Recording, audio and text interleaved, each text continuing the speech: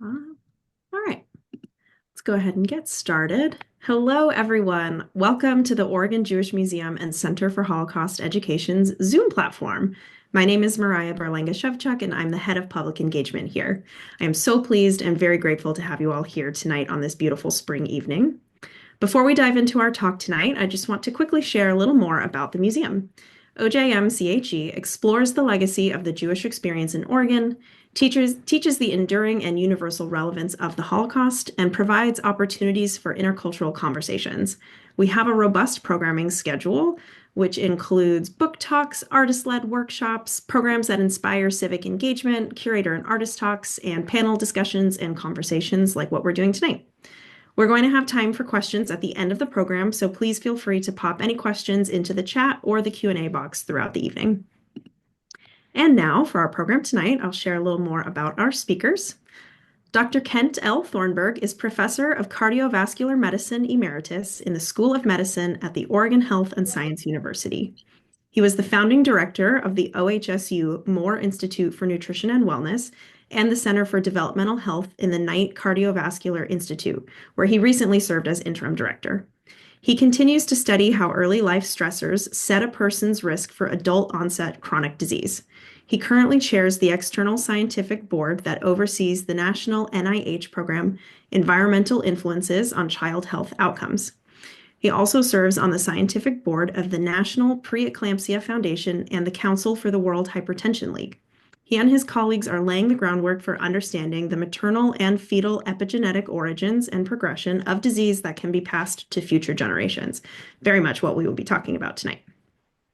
Dr. Thornburg will give a brief lecture on that topic and then be joined in conversation by Beth Lilac. Beth Lilac is our new Director of Education here at OJMCHE, and she holds a bachelor's degree in feminist studies and a master's in Holocaust history and genocide studies.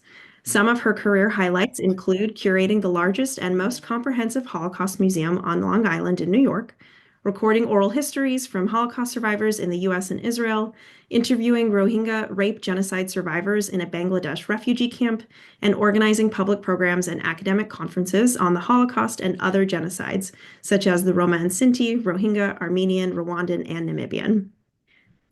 We're very pleased to be joined by both of you tonight. Thank you so much. And Dr. Thornburg, I'm going to turn it over to you. Well, thank you very much for that nice introduction. And I have to say, I'm looking forward to Beth's talk because she has some great experiences. I'm going to talk to you about the biological underpinnings of stress and how that happens in people and how it's passed on through generations. I always have to start by thanking people.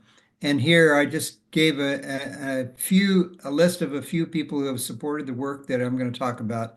But I have to really give credit to the National Institutes of Health. There are four institutes that have been funding me for decades, and I'm internally grateful. So I wanted to talk a little bit now about how it is that we think about stress. And now you have to realize that I'm a scientist. I'm a cardiovascular pregnancy scientist. And so I have a particular bias on the way we talk about these things. And I think that I'm open to other ideas about how people might want to order these. But there are two things that are in boxes here that I think I just want to start with. One is there are post-traumatic stress disorder, and these examples have come from Holocaust victims, combat veterans, and war victims, torture victims, refugees, and people who have experienced severe natural disasters. There's a different way, though, that stress can also be a part of a person's life. And these are these enduring, insidious stresses that even some people don't list as stress, but can be very stressful, including all the social determinants. And I want to point out that racism and ACEs, adverse childhood experiences, are extremely important in this, in our understanding of how this stress works. Chemical exposure, malnutrition, and people who suffer job stress over long periods of time are all victims to this kind of stress. Now, the problem is that early life stress, that is, even before pregnancy, during infancy, and early childhood, change the way our systems work and promotes later life disease. I'm going to explain to you a little bit about what we know about that now. And it all starts with David Barker up on the upper left. David Barker was a famous epidemiologist and cardiologist in the UK. He died in 2013, and the 10 years before he died, he and I worked together. He moved to Portland to be a part of our team here. And it turns out that in 1989, he discovered something, and that is that if you're born at the low end of the birth weight scale, let's say at the 5 pound end, you have a 3 to 5 times higher chance of dying of heart disease than if you're born at the normal range, somewhere around 7, 8, 9 pounds. Now, this curve is made basically the left-hand side of the curve that David Barker knew about is made based on data from Hertfordshire, UK. And the curve that goes up again, he didn't even know about before he died. We've discovered it recently. And what it shows is that a baby that's born at the high end of the birth weight scale, say as high as 12 pounds, has the same risk for dying of heart disease as a baby that's born at the low end of the birth weight scale. Now, the question we have to ask when we find that people are vulnerable for disease is, why is it that they grew small, or why did they grow large? And what is it about the biology of pregnancy that's important for that? And does stress fit into that picture? So it turns out that both babies at both ends of the birth weight scale are born with compromised organs. And I'll tell you a bit about that, and elevated risk for future disease. And now we have a long list of diseases. I'm just going to mention some that everybody will recognize right off: type 2 diabetes, obesity, all forms of cardiovascular disease, and chronic lung disease. These diseases now are much related to that birth weight curve that I showed you for cardiac death. So here's the way we look at it. The stressors of the mother, which include maternal conditions that could be like diabetes or preeclampsia, plus poor nutrition, high stress cortisol, low oxygen in the womb, or toxic chemicals.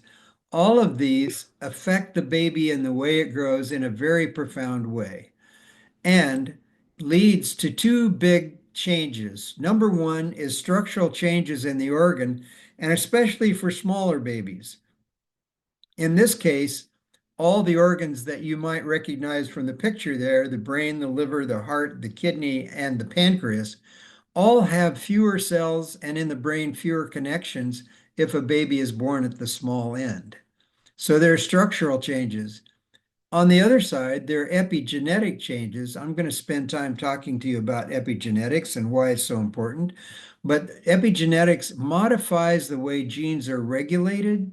And because of that, those two together are synergistic and lead to vulnerability for adult onset chronic disease. And these changes can be passed to future generations. Now you'll see the long black arrow on the right-hand side that goes down to the future health of the mother. And that means that these stressors, including those maternal conditions, are now known to affect the future health of the mother who was bearing the child. And that means that those mothers also have higher risk for having disease in addition to their offspring. So it turns out that what we care about are the stressors that are most important. And these are the ones that lead to fetal growth suppression. And we now know that babies that are born on the low end of the birth weight scale are especially vulnerable for these stresses. These include malnutrition, which I study a lot, and intense social stress. Fetal hypoxia, which is usually due to a poorly made placenta, so the baby can't get enough oxygen, and toxic chemicals that are in our environment. Now, I've drawn the placenta around that big blue oval because most of these are affected by the placenta, and the placentation, that's the form of making a placenta by the mother, will affect all of these. And each of these will suppress the growth of the baby. So now we're in a position where we can look at these effects in a longer term.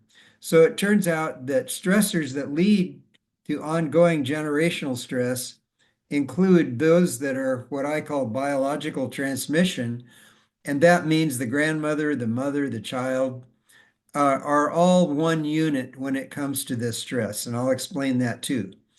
Eggs and sperm can be affected by stress, and those means that parents, future parents, even people who have not born a child before, still can have the effect of stress that is passed on through the egg and sperm. Prenatal wombing stressors, I call those, and wombing means that these are the stressors that occur while people are living in the womb before they're born. And these all lead to epigenetic modifications. And another big one for biological transmission is adverse childhood experiences that can change the way that the biochemistry and the brain are developed in these early child and these early childhood experiences will modify those in a very harmful way. So social transmission, maybe we'll talk more about that anyway, is really important, and it's not just biological, but you have to know that these two boxes go together. So there's biological transmission and there's social transmission, but these are affecting each other. So there's parental psychosocial pathology that people can be born into, or even that parents can give rise to babies if they have that problem. There's exposure to horrifying recollections that come back to people who have suffered trauma. There's adverse social conditions that people live in for the long term. And there's recurring and reinforcing stresses, which I just have to tell you is one of the most important concepts. That means that even if you have an epigenetic change when you're born, if those stresses recur and they happen over and over, that in exacerbates or makes worse the effects that are already from the original stress. And there are other social mechanisms. I don't have time to list them all. You'll know some of them yourself. So what's the stress response like? Well, first we have to understand epigenetics. And I'm going to tell you just how important epigenetics is by using those identical twins in the upper left corner.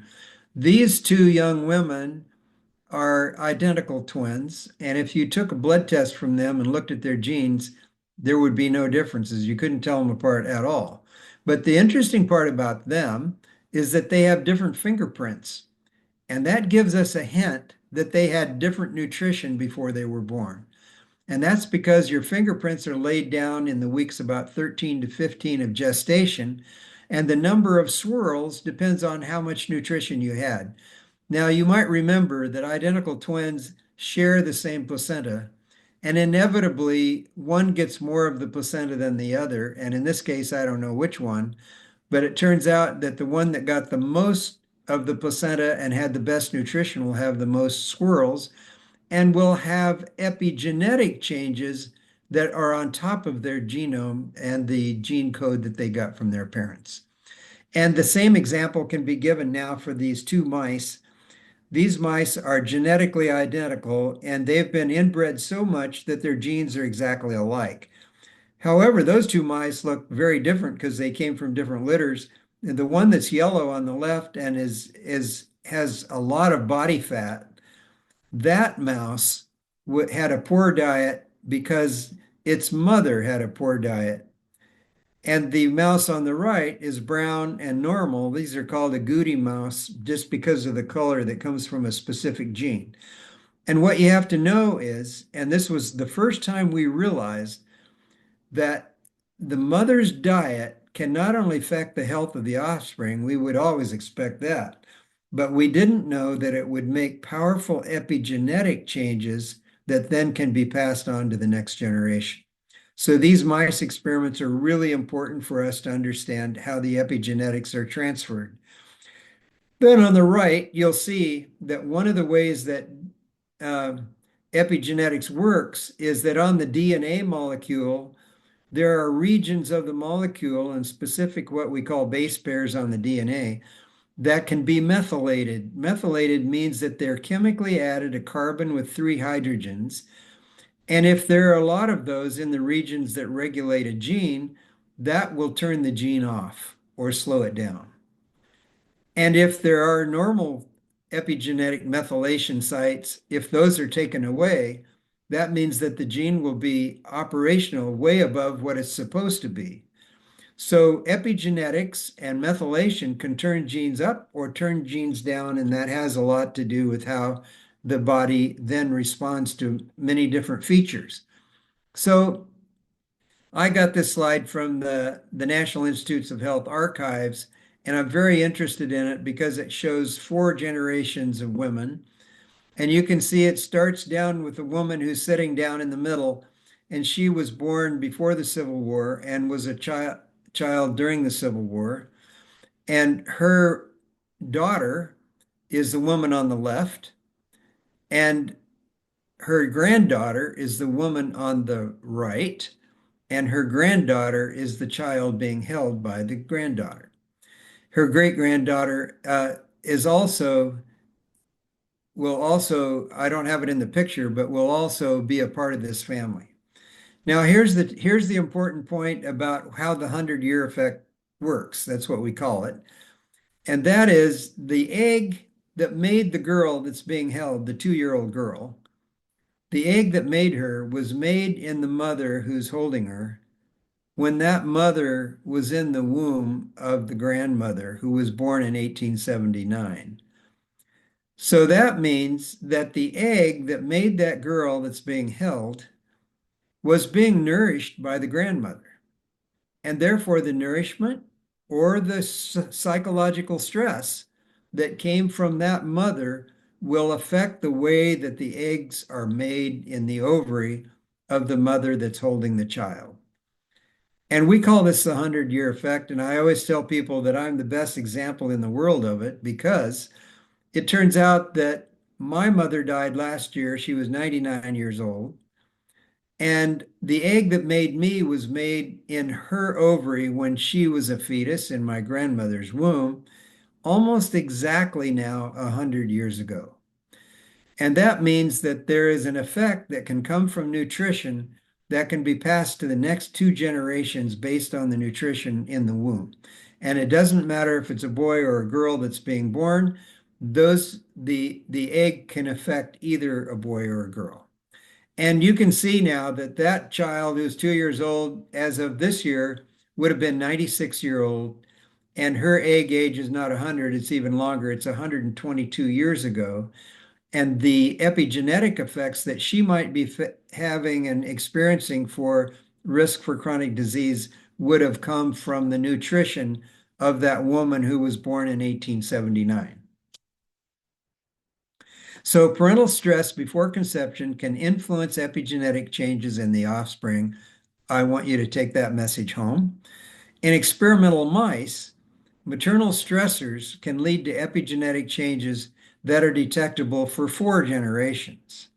And maybe some of my colleagues tell me 5 generations.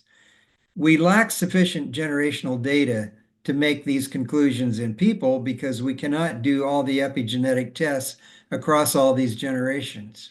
One problem is we live too long to do the study like that.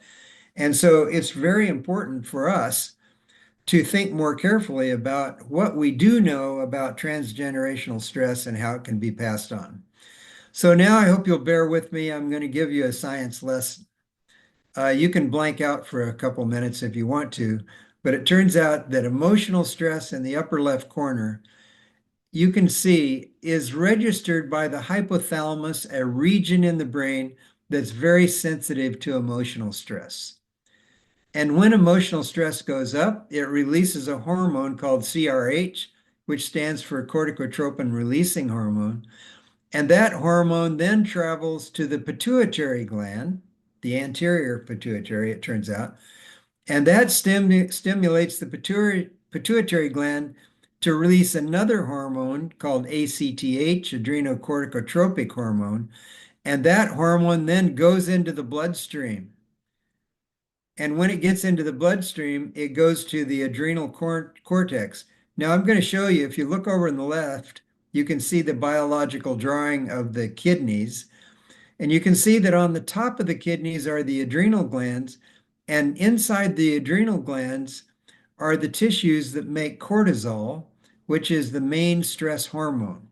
So when ACTH gets into the blood, it goes to the adrenal gland, and the adrenal gland then starts making cortisol, which is one of the main stress hormones in the body, and causes when the concentrations are too high, it can cause issues that we have to worry about. So now I'm going to just give you a little overview of what happens to all of us in our normal cycle for cortisol. It's a stress hormone, yes, but it's also a very important hormone for regulating all kinds of things, including our appetite in the body. So if you look at this graph, you can see that in a normal person, if you can see along the bottom, it goes from midnight to about 4 or 5 a.m. And you can see the curve starts to rise. What that means, that black curve, is that your cortisol toward morning starts getting higher. And it helps you wake up, and it might even make you hungry for breakfast. And if you eat breakfast, you'll see the little red peak in cortisol, which is superimposed on it. So every one of those that I'm showing you, those little red peaks like mountains, are all surges in cortisone that are associated with eating. But in the average, you can see it goes up gradually, it peaks out around noon, and then it slowly goes down until night. And then you get sleepy, you go to sleep, and you repeat the cycle. Now, it turns out that in that normal thing, if you have a stressful event during the day, and I've put this between say 2 and 6 at night, something happens, you get hit by a car on the way home, everybody's fine, but you're really unhappy about it. That's a stressful event. You can think of your own stressful events, and when that happens, you get a surge in cortisol. And your cortisol can get quite high just for a few minutes or an hour or so, and then it goes back down to normal. But then there are people who have toxic stress. And these are mothers who have cortisol stress that's higher than normal all the time. And that's because they have chronic stress that is toxic. And this can be everything from all the things I listed earlier about racism, social determinants, and all those difficult things that people have to live through. And during pregnancy keeps their cortisol levels high. And people like this have high cortisol levels all during their pregnancy. And if they have a stressful event, you can see it's a mountain peak. It's even higher. And that stress is really important because it leads to these little points that I've made along the bottom, these bullet points. It causes blood flow to be reduced that goes to the uterus and the placenta and the baby. It reduces fetal growth because it's high all the time. It causes preterm delivery, especially if it's too high toward the end of gestation, spontaneous abortions, structural malformations in the baby, and that offspring is programmed for chronic disease that then can affect the germ cells in the developing testes and ovary and immediately passed on to the next generation. So the people who have been studying neurological and sociological disease have really made a lot of progress in understanding this in recent years. And here's a 2020 paper that had a nice illustration I thought I could show. And that is, you can see that in the purple box on the left, all these stressors like PTSD, ADHD, schizophrenia, drug use, maltreatment, and interpersonal violence and some kinds of drug treatments can lead to increased cortisol. And the mother then releases that in her blood and it goes across the placenta into the baby. Now, what you have to know is normally fetuses are protected because the placenta contains an enzyme that breaks down cortisol and does not allow it to get into the baby under normal circumstances. Unfortunately, two things happen if the mother is stressed. One is her cortisol levels go higher than the enzyme can clear. And the other problem is that the enzyme itself gets suppressed, so there's less of it, and the baby is affected more. So it turns out that this affected baby can be, depending on what development, whatever time of gestation, what developmental window it's in, the sex, male or female, its genetic architecture or genetic background, and other stressors can modify the effect of cortisol. But the offspring is nevertheless a real problem for people. And that's because it can lead to attention deficit disorders, anxiety, metabolic problems, fearfulness with high cortisol associated with it, cognitive impairments, and reduced birth weight. So people who suffered as babies from the stress of their mother may have many of these kinds of actions. Now, here's another example that I wanted to mention. Excuse me while I get this straight. And that is that there's work that was done during the hunger winter in Amsterdam of 1944 and 45. Some of you will know this story when the Nazis blockaded Amsterdam and outside regions, and during that time would not let food to come in to people. They were trying to starve them out to get them to surrender. And it turned out that what happened during that period of time is that people only had about 400 to 700 calories a day on the average. Now, this has been studied extensively, and one of my colleagues, Tessa Roseboom, has given it probably the most attention. And what she found was she studied people that were born while they were fetuses in the womb during the hunger winter. And what she found was if they were exposed to it in early gestation, then they had all this list of problems later when they were adults, and some of those problems are also found in their offspring. And it turns out that cardiovascular disease is one of the main ones, and glucose intolerance is another problem. And that leads to type 2 diabetes. And you can see that if they were in mid gestation, it was less of a problem. And they were really late gestation, it had very little effect, except their birth weight was a little bit smaller and they still had the risk for type 2 diabetes. So then now I want to mention another issue that I don't think gets enough press, and that bothers me. And that is adverse childhood experiences. And you all know about it if you look on the lower right, a child who's born into a family where they have physical or sexual abuse, physical neglect, um, mental health issues in a parent, loss of a parent due to death or abandonment, emotional abuse and neglect, and household members that have many different kinds of problems like addictions, incarceration, etc. All of these really affect the baby. And what we now know is that the more of these experiences they have, the higher their risk score.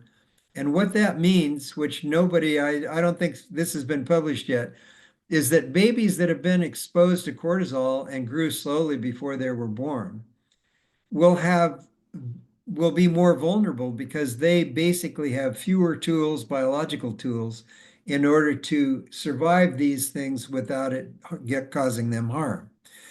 And if you look on the lower left, the adverse childhood experiences have been linked to all kinds of health behavior problems, chronic health conditions, and low life potential. That is, they live shorter lives and early death. And now we know from studies that are going on with colleagues of ours, including those people that I told you in Amsterdam, is that there is epigenetic and family stress that goes to the next generation. And that means that these experiences can be passed on and added risk for the people who experienced them when they were children. And one of the ways this happens is through the epigenetic clock. So let me explain that for a minute. If you look along the blue figures across the top, you'll see that there's the normal aging of people today. And by the way, most people on the average live to be 80 years old in our society right now, if you average men and women. It's gone down some since 2016, so that the life expectancy is a bit lower. But it turns out that we can stage the normal way in which people grow.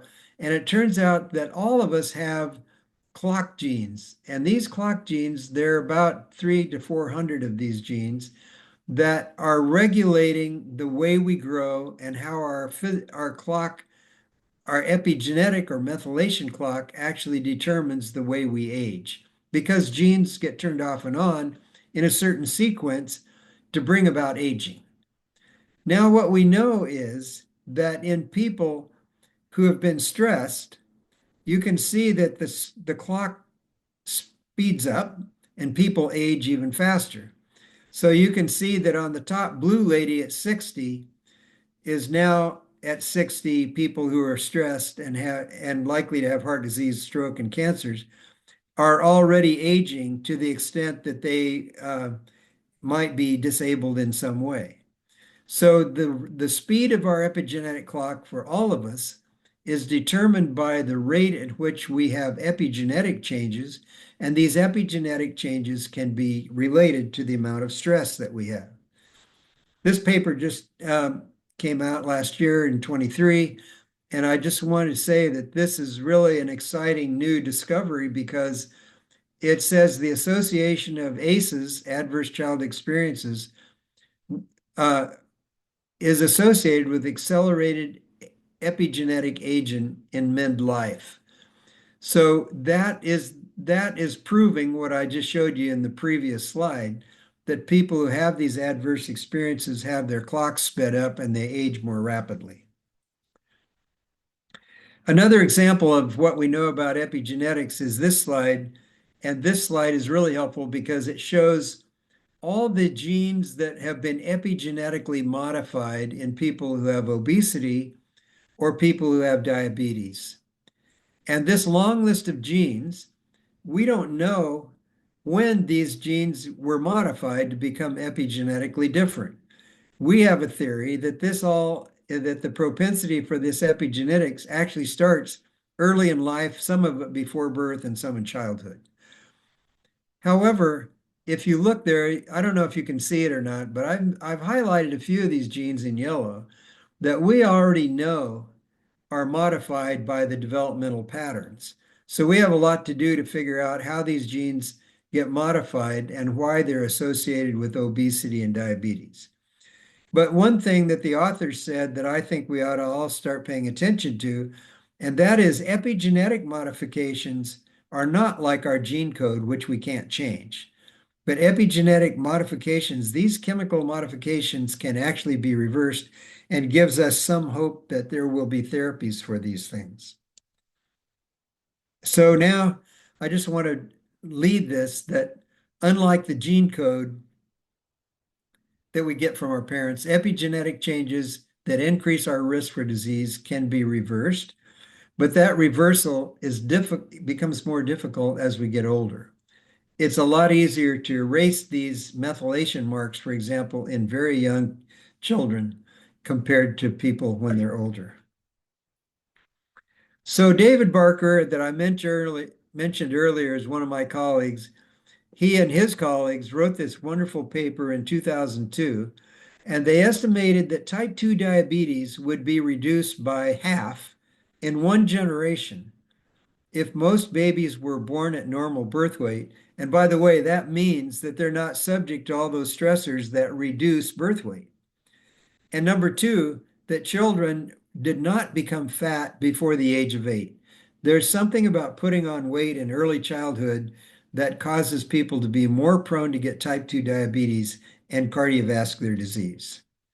Now, my last point, I just want to make sure that everybody realizes that the problems and stress that we face are cultural problems that people who live in our culture suffer. So mothers live in a chemical-rich environment, and modern culture determines that their food environment will be poor in general. And mother is providing the environment for the baby, but that really is coming from the environment that the mother lives in. It's not her fault. That's the environment. And that environment includes all the nutritional stress, social stress, chemical toxins, and many microorganisms which can cause infections during pregnancy. So I want to make sure that we're really keen on understanding the biology of mothers but we're not telling mothers that it's their fault that we have more disease. And in the last couple of slides, I'm just using this illustration to see if I can drive the point home. All of us, if you look at the guy bent over in the upper left-hand corner, all of us have a genetic burden. Nobody has perfect genetic genes that will never allow them to have disease. We're not like that as humans. However, that genetic burden can be amplified by an epigenetic burden, which makes it more likely that we're going to have disease.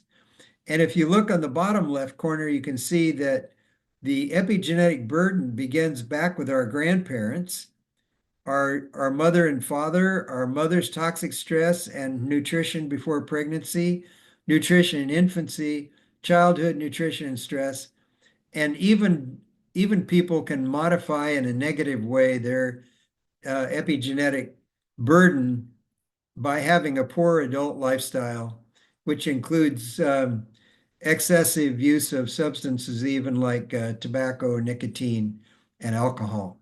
So it turns out that the adult epigenetic burden equals a propensity for disease and is the sum total of all the things that I'm showing in those arrows. So here's the take-home points. Early life stress is passed on for generations. Epigenetic harm can be reduced by interventions, reduction in nutritional, social, and chemical stressors. And if we can do that in early life, as I have just said, it's the most effective. Now, I'm not going to say anything about this slide, except for those of you who want to look up some of the papers that I've quoted, you'll find it here. Thank you very much. Thank you very much, Dr. Thornburg. Beth, I will let you take it from here. We can go over a little bit longer. That's no problem. I think it's going to be a really fascinating conversation. And we do have a few questions in the chat already if you wanted to address those in your conversation now, or we can come back to them at the end. But thank you so Let's much. come back to them. Okay. Thank you, Mariah, very much. And thank you, Dr. Thornburg. It was a fascinating presentation and you taught me so much. I really appreciate it. I would like to take a whole course with you, semester course. I can arrange that. Okay, we'll talk afterwards. Interestingly, a couple of my questions that I wrote for you are similar to ones that came up in the chat. So what I'm going to do is first make some remarks. My remarks are fairly short, and then I'll throw those questions out to you. And then we can open up to the audience and see if they have other questions. So I'm coming at epigenetics from a very different perspective than Dr. Thornburg, and I think that we really balance each other out. Everything that he has said is a perfect foundation to give you context and understanding for why Holocaust and other survivors of mass atrocities, why their trauma has been passed down through generations. We all know that the Holocaust teaches us profound, profound lessons. And we know that these lessons apply similarly to other genocides, other mass atrocities, and really can be an amazing learning tool. We also now know that we need to shift our idea of a chronological framework for the Holocaust. We now include post-World War I and that whole era. And then we also include the post-war years through the displaced person camps and immigration. But through the lens of epigenetics, we need to view the effects of the Holocaust, not just on their survivors, but on their children, their grandchildren, and as Dr. Thornburg mentioned, the fourth generation and possibly continued generations. I've worked with Holocaust and genocide survivors and their children, liberators that liberated the camps specifically, and their children. I've done this for about 30 years. And I have heard and I have witnessed varying degrees of this epigenetic trauma within all of these different groups. Again, through varying degrees, not to say every survivor expresses or manifests their epigenetic, their trauma in the same way, of course. So I want to give you two examples which connect regarding Holocaust survivors and how epigenetics has played out for some of them. There was a Jewish nurse from New Jersey. Her name was Lieutenant Charlotte Cheney, and she served in the Army Air Corps as a nurse, and she was in the unit, one of the first caregiver units to be sent into Dachau immediately after liberation. And she and the other nurses, of course, are trying to treat these emaciated, horribly sick people. And she wrote that the survivors were sick, emaciated, and almost all were suffering from tuberculosis and malnutrition. We had to start them on gruel. We gave them bread, but they would hide it under their pillows. We tell them, you don't have to hide your food now, but they continue to do so.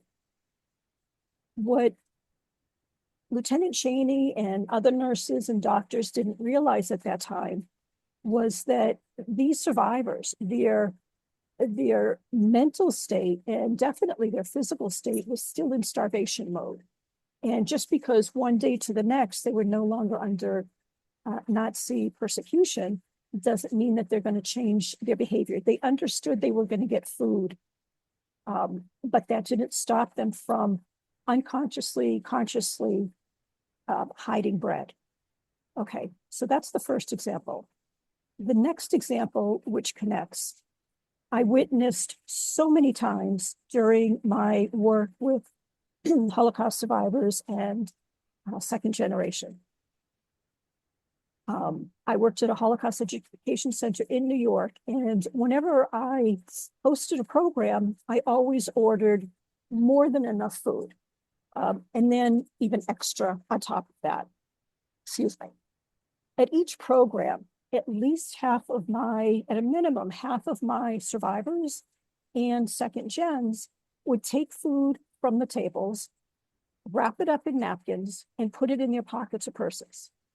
Now, I knew these people personally, and I was very close with them. I knew that they had plenty of food. There was no lack of food in their homes. But something drove them to do this. This is epigenetics, partly from the social, partly from the environment, from the upbringing, the second gens of their parents, partly survivors from what they had been through, but then also physiologically, they couldn't get over that hurdle of food deprivation. And unfortunately, epigenetics continues to re-traumatize, not just the first generation of victim, but then it manifests in, as we heard, in future generations. I don't know what the scientific side of this is regarding Jewish communal trauma, but I would say that it has to exist in some form or another, because European Jewry, 90% of Jewish children in Europe were murdered by the Nazis and their collaborators, 90%. This had a powerful, very unique effect on survivors in the displaced person camps, specifically in Germany, and in the American zone, excuse me. And during this time period, like for the first few years, especially that first year after liberation, the DP camps, Jewish DP camps in Germany, in the American zone, had the world's highest birth rate. The world's highest birth rate. Now, I'm not saying that there weren't survivors who chose not to have children, and that it definitely occurred, or that there were abortions. That definitely occurred. But in general, for the majority, the world's highest birth rate, I just find that astounding. Yeah. But it makes sense. So to really demonstrate this, I'm going to read you another quote. And this was by Miriam Warburg. She was an American JDC social worker at a DP camp. And in late 1945, she reported that I learned today that we will have about 100 babies within the next few months in the DP camp. So we will again have children, small children. This is wonderful. There are so few children here, and each is to us the most precious thing. Our biggest events and joys are Brit Milah, celebrations, circumcisions. Last week, a Brit Milah was performed on a baby boy born to a middle-aged couple whose other children had been cremated at Auschwitz-Birkenau. Can anybody imagine what this child meant to us? It is a symbol of our rebirth. That is an extremely powerful quote for 3 reasons. It speaks to the resilience of Holocaust survivors, both physically and psychologically.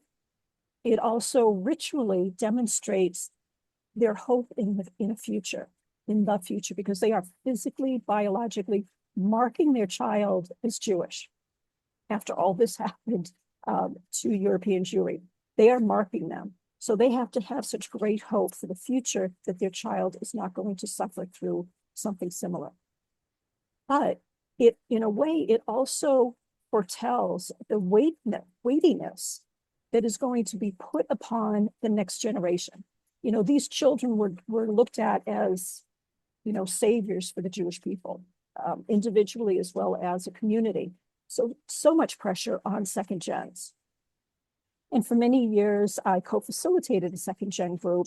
And again, I observed and heard many of the epigenetic traits that are carried on the shoulders of 2Gs. Now, of course, not all 2Gs experience these, but most of them experience one, if not more. And these include, but are not limited to, fear, survivor guilt. Survivor guilt isn't just for that first generation survivors. It's feeling guilty knowing that your parents or parent had other children before you were born, and why were you the lucky one to be alive? And the guilt that comes with knowing that so many of your relatives were murdered. Trust issues, shame, a drive for perfection. So many 2Gs that I met, they had to be perfect. Sometimes from the parenting that they received, and a lot of times just from within themselves. They had to be the best. They had to be the best in all ways, professionally, human-wise, etc., because they wanted to make their parents happy. They wanted somehow to balance out all that pain and suffering that their parents went through. A lot of 2Gs, as I showed in the earlier example, have food insecurity. Even if they are extremely wealthy, can buy anything they want, they still have that. Some of them had helicopter parents. Others had neglectful or even abusive parents. And one of the painful, well, they're all very painful, but one issue is that these second gens, and I know that there might be second gens in the audience right now, but there's a re-traumatization with traumatic events, such as October 7th, or when there was some other, terrorist attack in Israel, even before October 7th. They are supremely and differently affected by this on a, just a very basic, I'm not even sure how to describe it. I mean, physiological as well as psychological level. I mean, I got affected and was traumatized by October 7th, but I'm not a second gen. But for so, the next generation of survivors of extreme trauma, this is an absolute blow, and they experience it much, much more strongly than those who didn't come from Holocaust survivors or other survivors of other genocides. And I'm so thankful to Dr. Thornburg, and I'm so thankful to our museum for holding this program, because the more we know about epigenetics, whether it's a layperson like myself or professionals, especially medical professionals, the better we'll be able to destigmatize the consequences of epigenetics, which sometimes gets labeled as, quote, mental disease, mental illness. It's not an illness, it's a response to trauma. So the more we know, the better we'll be able to destigmatize and also treat the negative effects of intergenerational trauma. I will end my remarks here, because I do want to ask Dr. Thornburg some questions, and the audience I know has questions. Dr. Thornburg, do you want me to, I picked out 3 questions to ask you. Do you want me to just lay them on the table? You can choose what you want to answer, or do you want me to just go through one by one? Let's go one by one. Let's just Okay. answer them as I am able, if I am able. Okay, I think you will be. You're a smart guy. Can you please address any, I mean, you have in your presentation addressed this, but I was interested in the gendered differences with epigenetics. And your presentation, and this was a question that also came up in the chat, really focused on the mother, and rightly so. I understand why you were focusing on that because of gestation, etc. Yeah, that's right. How much does the sperm play in all of this? Is there a big difference? And the other side of the question is, does epigenetics affect men and women, or females and males, or along the spectrum, differently? Yeah, thank you for those questions. There's 2 parts to it. And the first part is, can fathers contribute substantially to the programming? We call that programming when their epigenetic is changed. So can fathers change the epigenetic profile of offspring? And the answer is absolutely yes. And so can grandfathers. So the grandfathers, it's been shown well that grandsons of grandfathers who've had starvation or lived in difficult social circumstances can pass that on for more than one generation through the sperm. And that is changed by, I don't know how much science people want to hear, but we know a lot about the mechanisms now, about how RNAs are molecules that are responsible mainly for that transmission. It's different for men and women in the fact that eggs are nourished directly by grandparents, but sperm are made by stem cells that come later. And so they don't have the same effect in terms of the biology is not exactly the same, but the total effect is the same. So that fathers and grandfathers are just as important as mothers and grandmothers in this whole scheme. The other point you asked about is, do these traumas actually affect males and females differently? And the answer is yes. And for example, and there are too many examples to list here, but in some cases, like cardiovascular disease, women are affected a lot more than men. And in some other kinds of cardiovascular disease, men are affected more than women by a long shot. So it turns out that there's very big sex differences. It depends on the time of gestation, and it also depends on how severe the actual trauma is. Thank you so much. Today, does the curriculum in medical schools, psychology programs, et cetera, within the medical field, do they include appropriate knowledge and teachings about epigenetics? I know as a professor, you made sure all your students knew, but in general, what do you think of the situation of most med schools or nursing schools, et cetera? Well, it's not up to speed yet. And by the way, I should tell you that there are a lot of naysayers, not a lot, but a few that are you can get in the literature of people who don't believe that you can ever show that there was an epigenetic change from trauma. I just want you to know that. So every science that comes out, it's always controversial. But from my opinion, the data are overwhelming in terms of even human behavior. Now, proving that any action that a person makes uh, because of trauma is difficult to pinpoint which genes caused that and why they had that reaction. We're not that good at it yet. But in terms of educating our students, they get to learn all the science about how epigenetics works, but they don't, in my opinion, get enough attention to how it actually plays out in human psychology and human health.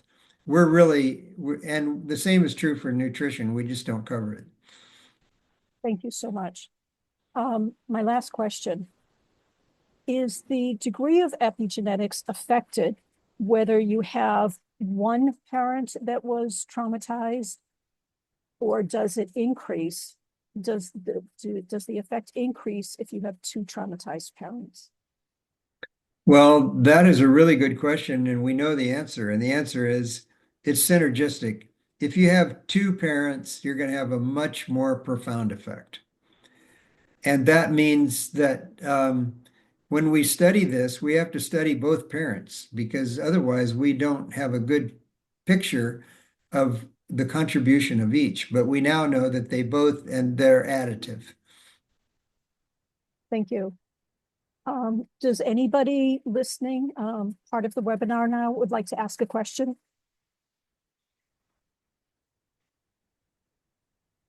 If not, I can continue asking questions. Oh, Mariah. Yeah, just going back, I want to give Dr. Thornburg a chance to answer. Early on, we had a question.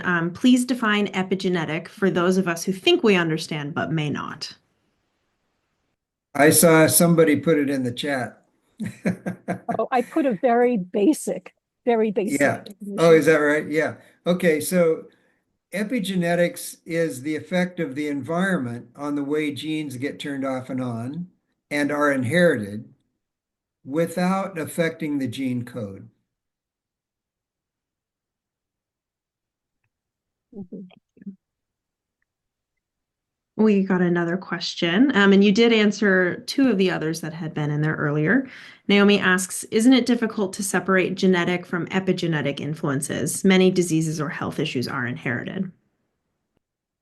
Yeah, I'm glad you brought that up. And we struggle with that because we have a long tradition, and in cardiology, where I've been working, when we take a personal history from somebody, and if the disease occurred in the father and the grandfather and they had heart trouble and died early, for example, we say it's genetic, but it could be epigenetic. And so nobody is looking at the epigenetics of anybody. We don't study epigenetics of people to explain their disease. That's coming, but it hasn't happened yet. So the medical community still believes that transgenerational disease is genetic.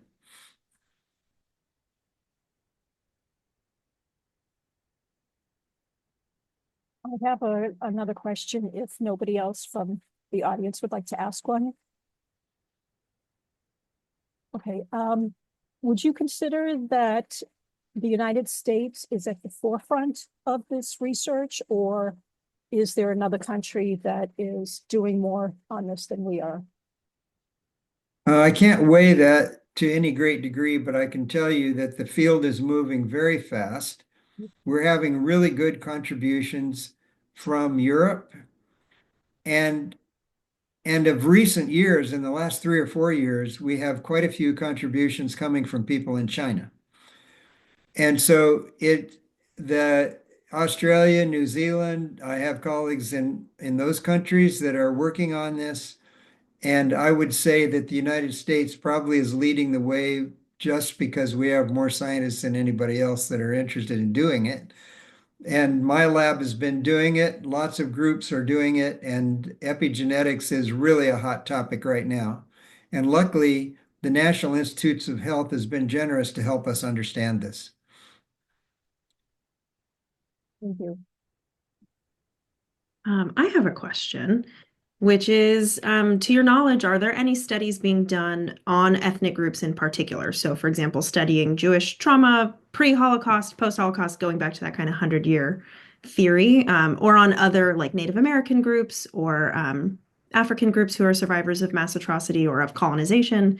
Are there studies that you know of that focus on particular ethnic communities?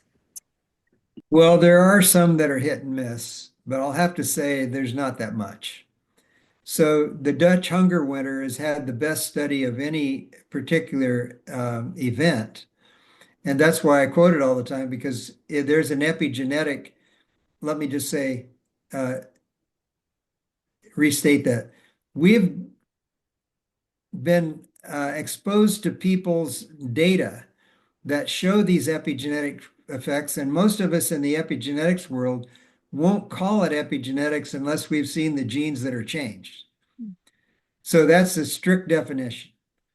And I can tell you that some groups, we suspect that there are big epigenetic changes, and I'll give you an example. As you probably know, African American women die more commonly and have more complications in pregnancy during delivery than any other group. And I believe, personally, this is speculation, that that is an epigenetic effect that relates to the Civil War and slavery in the past. And I have some really well-versed experts on this who agree with me for that. So I don't know, but I can't prove it yet. We have to do a study in that population. I did find a couple of papers on in the Holocaust, but there's not been very much and not enough to convince me that we can make really sound statements about what we know actually is passed on. And what I heard from Beth, and I really like, is that there are sociological and cultural and psychological changes that stick with people. And that's likely to be epigenetic in terms of actual changes in genes, but we haven't found those genes yet. And far as I know, nobody's looking. Thank you. Kind of related to what you're saying about NIH and about future studies, we have a question in the chat box. Will the decisions being made by the current administration impact the work being done in the US? I know a lot of science funding is currently being threatened. I wish I could answer that. We, in the last few weeks, have spent a lot of time on the phone and talking among our colleagues to try to figure out what strategy we should use in case the NIH money is drying up. I just read on the news today that many of the training grants for training people who are minorities have already been cut. So I do think that we do have to worry about that, and the scientific community is waiting to find out to what degree the cuts will actually be made for the kind of work that we do.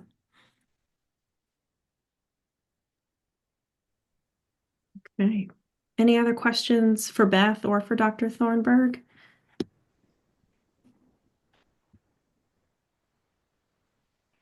Okay, I think all the questions have been answered. Well, thank you both so much. This was such a fascinating talk. I learned a lot from both of I you. did too. And Dr. Thornburg, we look forward to having you in the museum one of these days. We'd love to have you come by. I'd like that. I visited Auschwitz once decades ago, and it was a very moving experience. And I'm really glad that we have these reminders of what human beings can do. Here, here. Thank you so Okay. much. Yeah, thank you both. Okay, well, this Thank program is you. recorded. You can view it on our website later on. And thank you again to both of our speakers for an incredibly important program. Thank you. It's been a privilege. That's fine. Right. Bye. Good night, Thank you, everyone. Dr. Thornburg.